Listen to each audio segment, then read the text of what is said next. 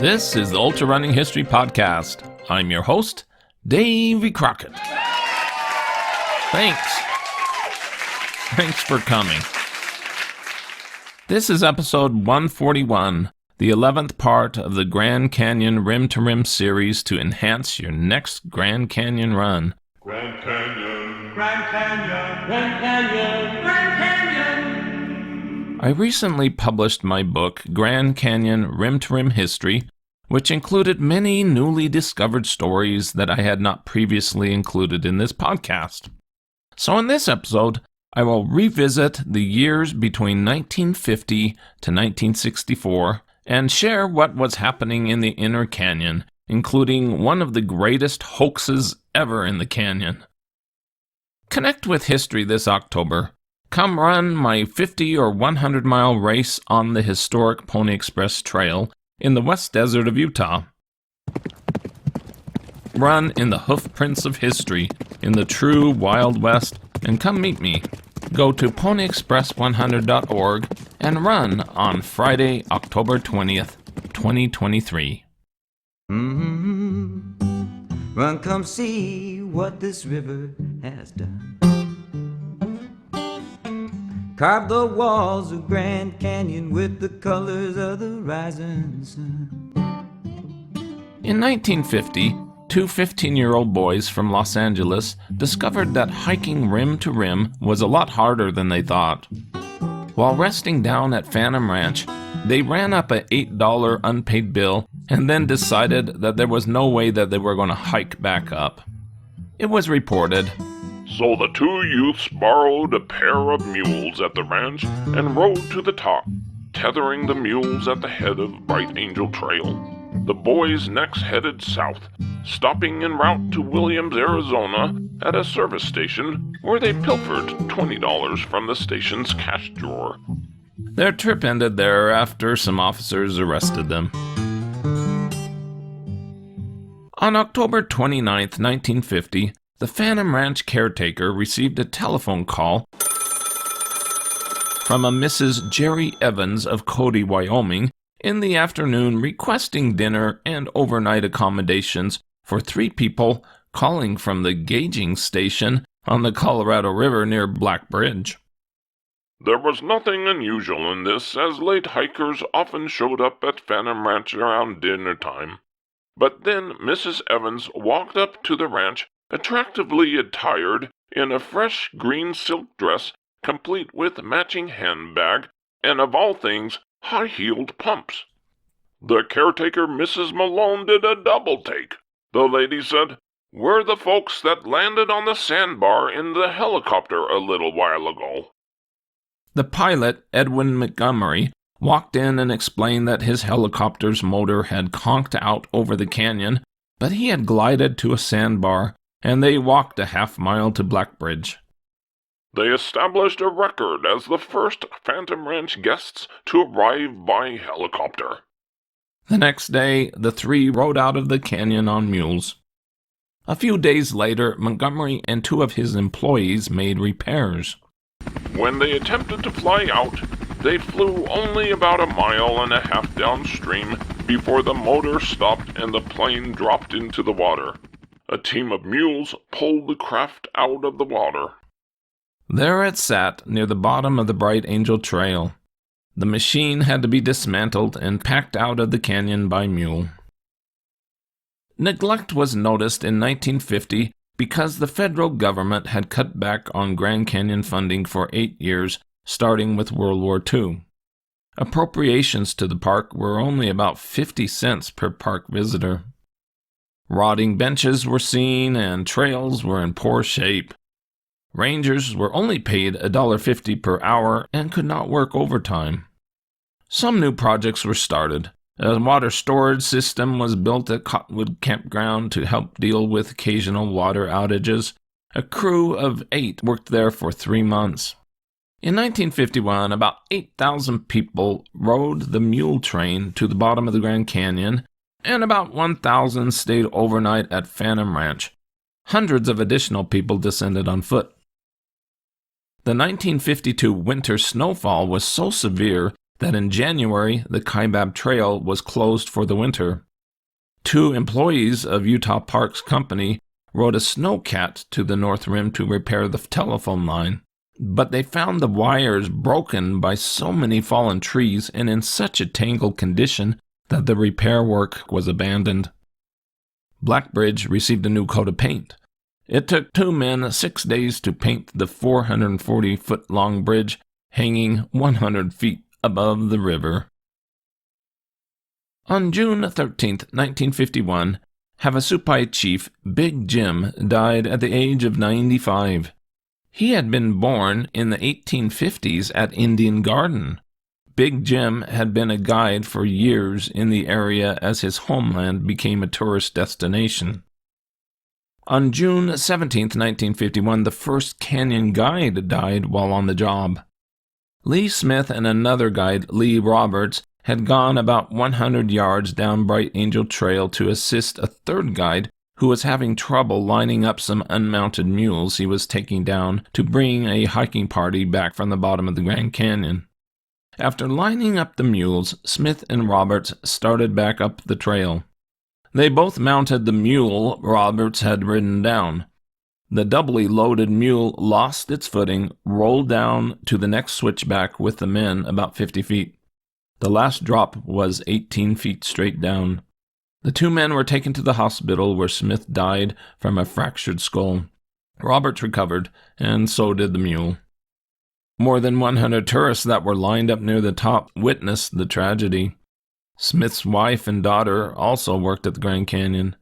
He was buried in the Grand Canyon Pioneer Cemetery. In 1957, famed cowhand guide and handyman Shorty Yarberry died at the age of 81. He had been employed by the canyon since October 1921. He built the rock wall around Phantom Ranch and also planted many of the cottonwood trees there. At least once a year, he let both his white hair and beard grow, looking for all the world like Santa Claus in a cowboy outfit. He died in the Grand Canyon Hospital and was buried in Grand Canyon Pioneer Cemetery. During July 1953, about 24,000 Boy Scouts came to the canyon as they traveled to and from a National Scout Jamboree at Santa Ana, California, on 53 specially scheduled trains with a total of 113 Pullman cars. The Grand Canyon community spent months planning on how to handle this massive invasion of boys. As a precaution against trail accidents, it was announced that the Bright Angel Trail would be closed to mule traffic and reserved for hikers only. Rangers would be on duty 24 hours per day. All kinds of Boy Scouts came in like a tidal wave at Grand Canyon Village this week. Many of the boys took hiking trips down the Bright Angel Trail. Most of the trips were on a tight schedule and only went down part way and back up. Special snack booths were set up, netting a nice $700 of profit. 27 Explorer Scouts, led by Professor S.W. Warren of Cornell University, came west from Ithaca, New York in 1956 to make a north-south crossing. They said, 6 or 7 times we had to take off our shoes and wade across Bright Angel Creek. It took them 7 hours to reach Phantom Ranch, where they quickly got into the swimming pool. They camped without tents or sleeping bags, only carrying down food, a canteen, and ponchos. They hit the trail again at 1 a.m., crossing Blackbridge in the dark and hiking on the river trail to Bright Angel Trail. It was a steep trail on the south side, and about every 20 minutes we would stop and hit the sack for 10 minutes. They were awarded with breakfast at Indian Garden, reaching the South Rim and their bus driver at 10 a.m. In 1957, 9 Boy Scouts led by Bill Long and Paul Sanchez from Tucson, Arizona, accomplished a 5-day double-crossing backpacking trip to earn their 50-miler awards. Also that year, 26 Explorer Scouts from Logan, Utah, led by Dr. Sterling A. Taylor, a soil physicist of Utah State University, made a 2-day north-to-south crossing. They had to wade across Bright Angel Creek 7 times while at flood stage. Howard Clark, age 13, an Eagle Scout from Buckeye, Arizona, hiked north to south across the canyon during the heat of late July in 1963 with his brother and father. The temperature at the bottom was at 114 degrees, but they were able to finish in 13 hours. The Boy Scouts in Arizona started to offer rim-to-rim patches to those who completed the hike. A rim-to-rim-to-rim patch appeared in 1963. Publicity for the patches were being published in national scouting magazines. In 1963, a 50-mile hike craze burned across the country, attracting more hikers to the canyon. Arizona State College in Flagstaff started to organize large rim-to-river and back hikes. Warnings were offered by the wise. It is more rugged than anything you have ever pictured. Despite its famed beauty, the canyon is a natural killer, and hardly a year goes by that it doesn't claim at least one life in some way. In 1955, it was stated, A person can pack a sack and descend the twisty Kaibab Trail on foot without a guide or fee. However, the penalty for running out of energy within the canyon can be high. It is possible to telephone from any of the several stations along the trail and have a mule sent down to carry a person out, but the charge is high. Travel light is a wise motto. We spent the night down in the canyon at the lovely Phantom Ranch. The river is a wistful dream, the sky serene and vast. A 1955 description of Phantom Ranch read, You'll arrive at Phantom Ranch, the unique and comfortably attractive deep-down resort at the bottom of the canyon, in time for a dip in the spring-fed swimming pool, or a hot shower if the pool is too icy for you. The ranch is famous for its all-you-can-eat family-style meals. A 2-day adventure to the ranch and back by mule, including food and lodging, was $32.75. In 1955, a third of the 2,500 Phantom Ranch guests descended into the canyon on foot. Manford Slim Patrick and his wife Dottie managed Phantom Ranch. They doctored many hikers for blisters and injuries as severe as sprained ankles. Most of the hikers requiring aid didn't know what they were getting into. The trash from Phantom Ranch for years was dumped directly into the Colorado River. Slim would load up a cart pulled by a mule and dump it right in the water. Thankfully, later they began to haul it up to the rim. Swimming in the Colorado River near Phantom Ranch was common when the river level was low.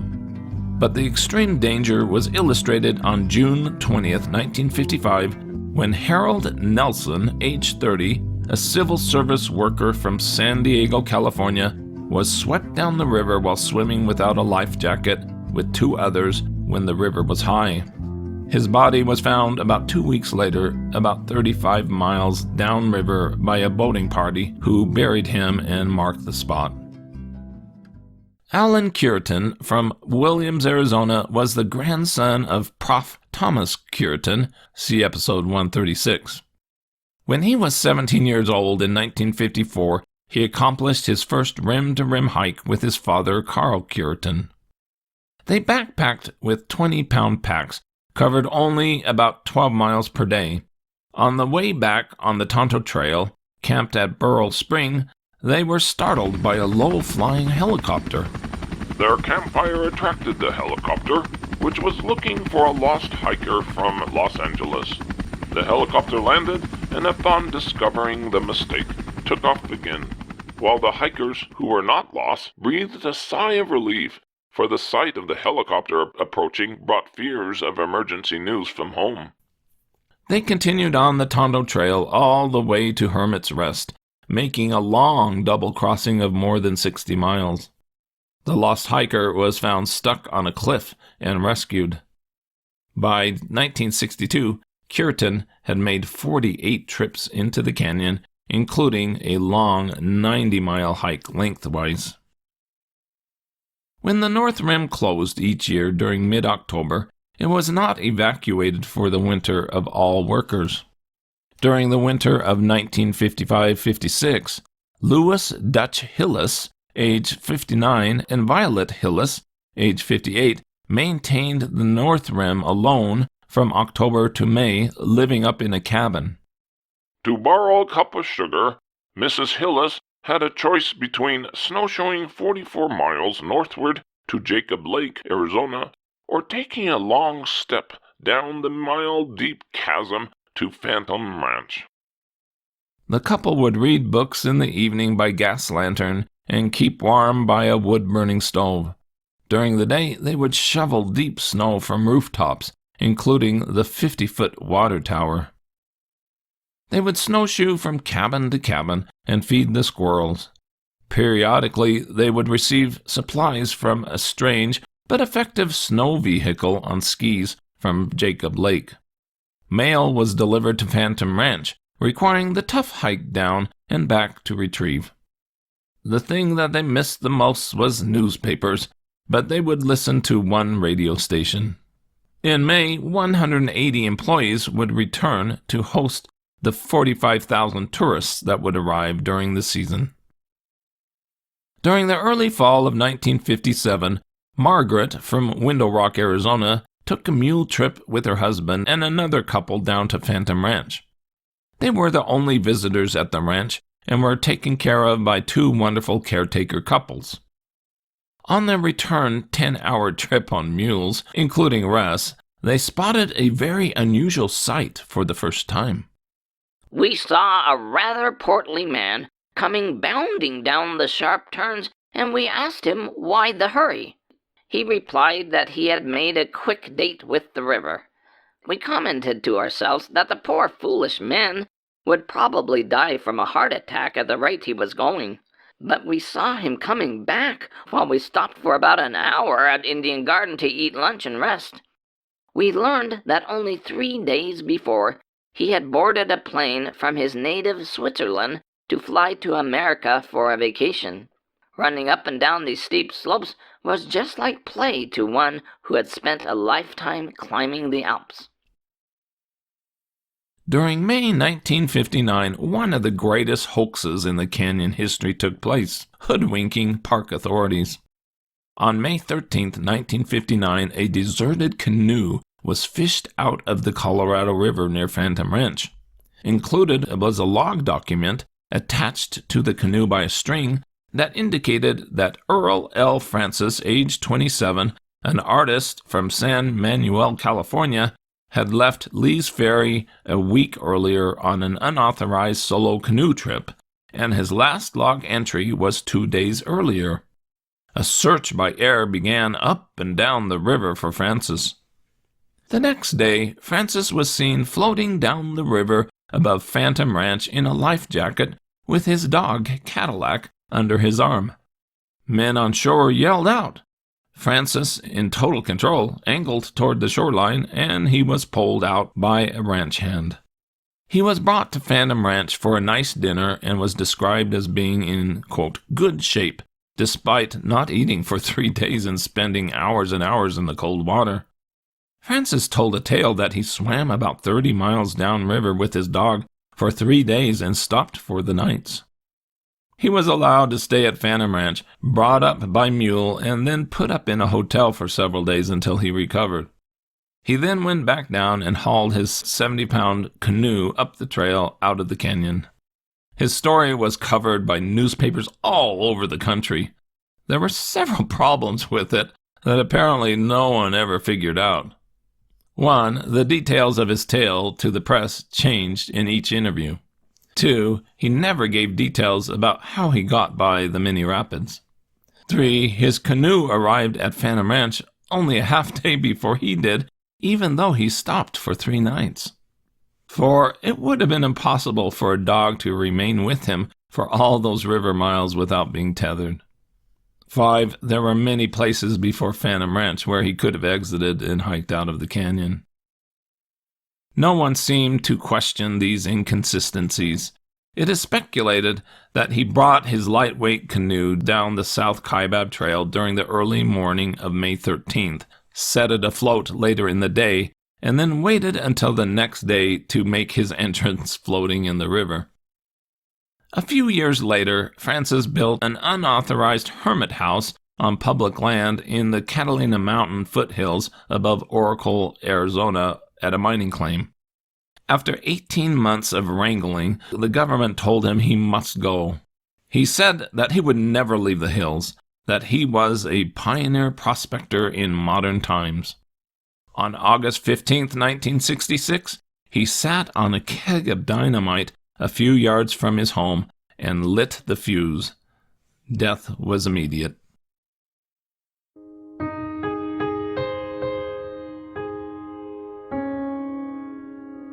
On March 5, 1964, 18 famous astronauts who were part of the Gemini and Apollo programs hiked down the South Kaibab Trail to Phantom Ranch, staying overnight, and then came back up using the Bright Angel Trail. The trip was part of a geological training program. A NASA official said, "The trip will prepare the astronauts to be competent geologic observers, to know what they're looking at and how to properly observe geologic features on the lunar surface they may encounter." Alan Shepard, the first American in space, and Scott Carpenter, the second American to orbit the Earth, were the most well-known, leading a group of new astronauts who had not yet been into space. Neil Armstrong, who would be the first man to set foot on the moon, was among the group.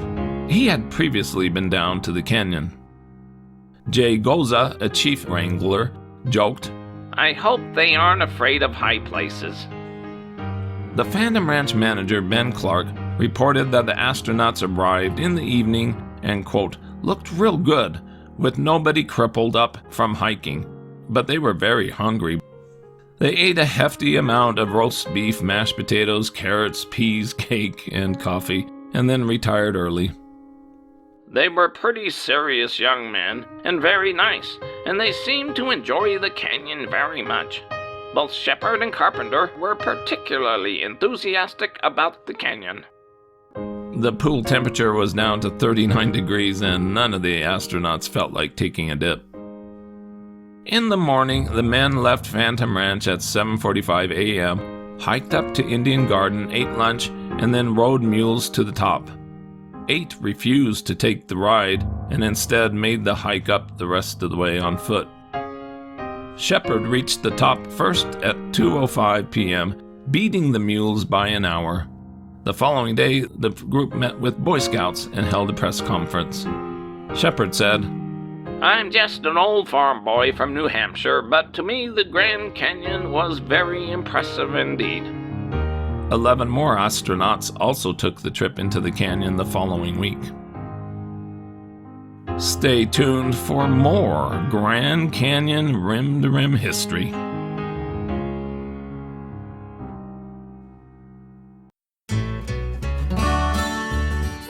With that, this is Davy Crockett, and this is the Ultrarunning History Podcast. I hope you run fast and far, enjoy life, get outdoors, and most of all, stay safe and don't take unnecessary chances.